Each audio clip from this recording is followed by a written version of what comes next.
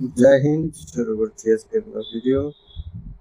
গতকালের যে পাঞ্জাব এবং আরসিবির মধ্যে যে ম্যাচটা হলো, সেই ম্যাচের টসে জিতে প্রথমে ব্যাঙ্গালোর ব্যাটিং করতে পাঠায় পাঞ্জাব। ব্যাঙ্গালোরের শুরুটা প্রথমে ভালোই হয়েছিল।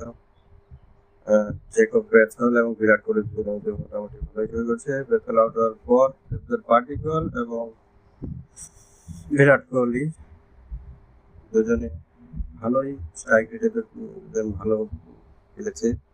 তার মধ্যে বিরাট কোহলি 50 করার পর আউট হয়ে যায়। 4টা 4 এবং 3টে 6 মারেন, সাথে 58 রান 37 বলে। আউট হওয়ার পর দেবদত্ত পাটিকল এবং ভেঙ্কটেশ্বর আয়ার দুজনে মিলে ম্যাচটাকে সুন্দর ভালো একটা পজিশনের দিকে নিয়ে যায়। দেবদত্ত পাটিকল আউট হয় 25 বলে 45 রানে। তিনি মারেন 3টা 6 এবং 4টা 4। আর ভেঙ্কটেশ্বর আয়ার শেষ পর্যন্ত নট আউট থেকে যায় 40 বলের বিনিময়ে 75 রান করে, এবং তিনি 4টা 6 এবং 8টা 4-এর সাহায্যে একটা ভালো স্ট্রাইক রেট 180 প্লাস একটা স্ট্রাইক রেট নিয়ে ভালোভাবে ব্যাট করেন। এবং শেষের দিকে টিম ডেভিড 12 বলে 28, 2টো 4 এবং 2টো 6, 233 স্ট্রাইক নিয়ে ব্যাঙ্গালোরের রানটা 222-এ নিয়ে পৌঁছায় 20 ওভারের বিনিময়ে। অন্যদিকে পাঞ্জাব কিংস, তারা শুরুটা ভালো হয়নি।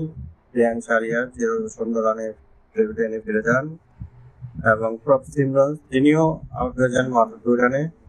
কপিল মন্ডলি একটু ভালো চালিয়ে খেলার চেষ্টা করেও সেও রোমারিও শেফার্ডের বলে আউট হয়ে যায়। তারপরে আসেন ক্যাপ্টেন সৈয়দ আয়ার, তিনিও বেশি একটা কিছু করতে পারেন না, 3 বলে 1 রানে আউট হয়ে যায়। তারপরে শেষ মাস্টাইনিস দুজনে মিলে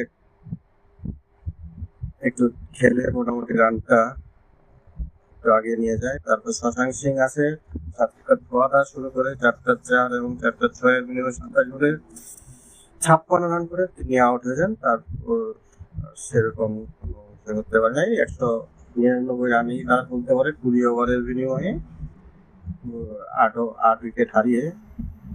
বোলিং এর দিকে ভুবনেশ্বর কুমার 4 ওভারে বল করে 38 রান খরচ করে 2টা উইকেট তুলে নেয়। সব থেকে ভালো